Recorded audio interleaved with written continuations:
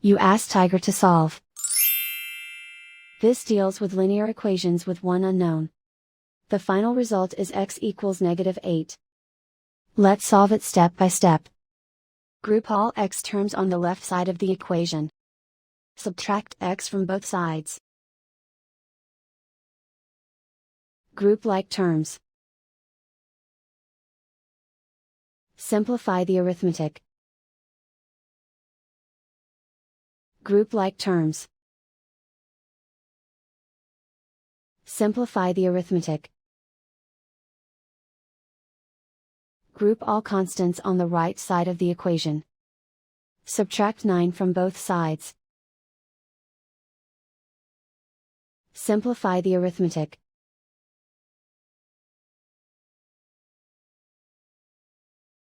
And so the final result is x equals -8.